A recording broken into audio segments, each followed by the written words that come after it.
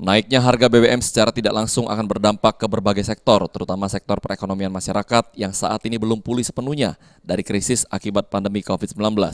Menanggapi hal tersebut, kini berbagai pihak turut angkat bicara. Pengamat ekonomi Yan Sulistyo menyampaikan dengan kenaikan harga BBM saat ini, harga barang dan jasa akan mengalami kenaikan.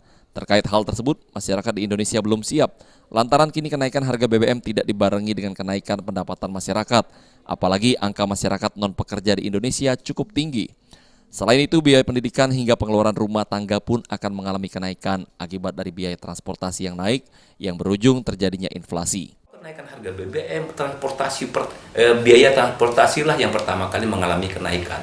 Ini dampaknya sangat luas sekali gitu loh. Semua barang dan jasa akan mengalami kenaikan. Sementara income masyarakat juga tidak mengalami kenaikan. Sementara dari sisi masyarakat yang non pekerja itu jumlahnya cukup banyak di Indonesia, terutama UMKM gitu loh. Nah, UMKM ini akan merasakan dampaknya sekali terhadap kenaikan BBM ini.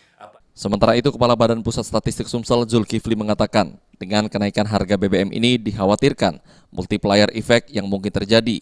Oleh sebab itu diharapkan dengan kebijakan kenaikan harga BBM ini, pihak terkait sudah memahami resiko yang mungkin terjadi, seperti terhadap harga komoditas lantaran akan berpengaruh terhadap inflasi. Khawatirkan sedari kenaikan harga minyak itu sebenarnya di samping harga minyak itu sendiri adalah multiplier effect dari harga minyak itu. Nah, mudah-mudahan ini para pemangku kepentingan sudah memikirkan bahwa kalau harga minyak naik, maka bagaimana dengan harga angkutannya, bagaimana dengan harga-harga komoditas lain yang memiliki hubungan dengan minyak yang mengalami kenaikan. Apa pengaruh juga dengan daya beli masyarakat itu? Kalau kenaikan? Pada intinya kalau semakin tinggi inflasinya, maka daya beli masyarakat itu kalau pendapatannya masih tetap, dia akan sedikit berkurang. Sandi Pratama, PAL TV.